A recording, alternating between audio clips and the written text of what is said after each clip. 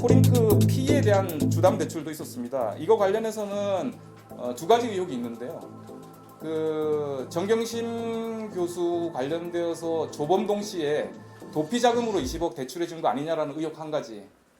그 다음에 코링크 P가 WFM을 인수할 때 그 무자본 M&A의 전주 역할을 상상인 플러스 저축은행이 한 거 아니냐라는 두 가지 의혹입니다. 그 관련해서 내용을 보시면 일단 코링크 P의 주식 담보 대출 시기가 2019년 6월 17일입니다. 20억 대출해 준 시기가. 근데 이 시기는요. 조국 장관 후보자가 지명된 게 8월 9일입니다. 6월 17일에는 조국 장관이 후보자로 지명되기 훨씬 이전이고요. 작은 규모의 선로만 나돌 때입니다. 그때 빌려준 20억이었고요. 그 20억이 중간에 상환되고 차환 발행되는 과정을 거칩니다. 그 날짜가 8월 20일입니다. 2019년 8월 20일. 그 시기가 이제 조국 장관 후보자에 대한 의혹이 이제 극대화되고 청문회 같은 거를 앞두고 있는 시점이어서 의혹이 정폭됐는데 일부 의원실에서는 그것이 도피 자금으로 신규 대출된 것으로 착각했던 것이죠.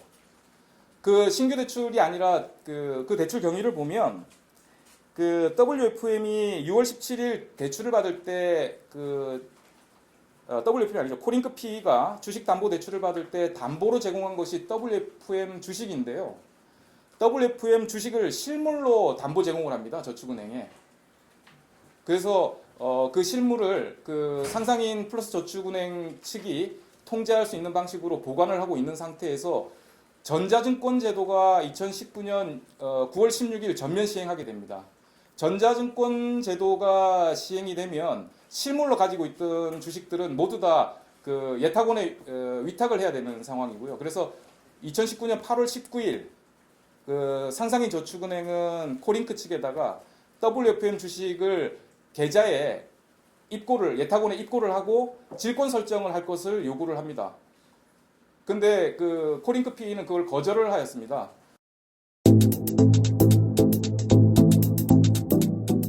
거절 이유는 6월 17일 최초 주식 담보 대출을 받을 때 그것이 코링크 P의 공시사항이었는데 그들이 공시 의무를 이행하지 않았습니다. 그래서 갑자기 8월 19일 날 실물 입고를 하게 되면 질권 설정을 하게 되면 더 이상 감출 수 없기 때문에 공시 의무를 이행하지 않은 사실이 드러나게 됩니다. 그때 이제 청문회도 엮여 있고 하니까 공시 불이행 의혹까지 나오는 게 두려워서인지 그들은 대출 약정을 2019년 6월 17일 당초 맺은 날짜가 아니라 8월 19일자로 대출을 받은 것처럼 서류를 바꿔달라고 요구를 합니다. 상상인 저축은행 쪽에서. 상상인 저축은행 쪽에서는 그것을 거절을 했습니다. 그래서 코링크 P는 그 금액을 그대로 상상인 플러스 저축은행의 신규 대출 형식으로 차환을 해달라고 이제 요청을 했던 것이고요. 상상인 그룹에서는 어쨌든 상환 여력은 없는 상태에서 담보는 충분하니까 그것을 차환하는 것에 동의를 해줄 수밖에 없었습니다. 당장 갚을 돈이 없으니까요. 거기다 담보는 있으니까. 그래서 차환 대출을 해준 것이고 그 차환 대출이 마치 신규 대출로 오인되어졌다. 그다음에 계기도 차환 대출의 계기도 전자증권 제도 시행에 따른 불가피한 조치였다라는 사실이 확인되었습니다.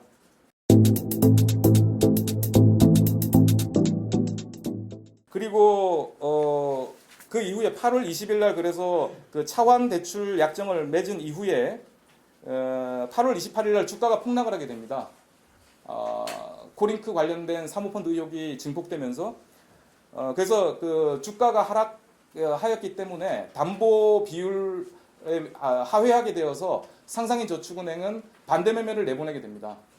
그리고 그 다음에 또 추가적인 주가 하락이 있어가지고 8월 28일 말고 9월 9일 날 또 2차 반대 매매를 내보냅니다.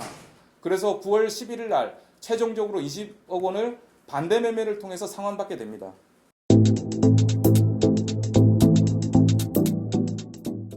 그래서 이것이 그 코링크 P와 관련된 20억 대출의 그 공식적인 그 흐름이고요.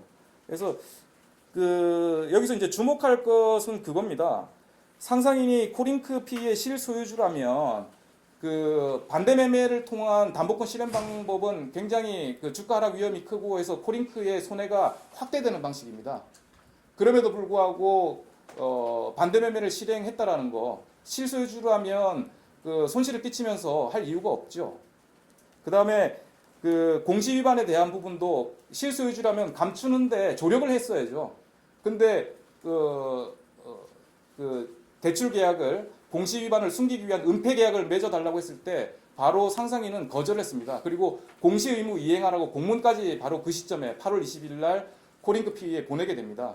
그런 일련의 그 행위들이 코링크 P와 WFM의 이해관계와 상반되는 채권자로서 자기 채권 확보에만 그 올인하는 그런 그 행동 양태라는 것, 그것을 좀 주목하실 필요가 있다고 저는 생각을 합니다.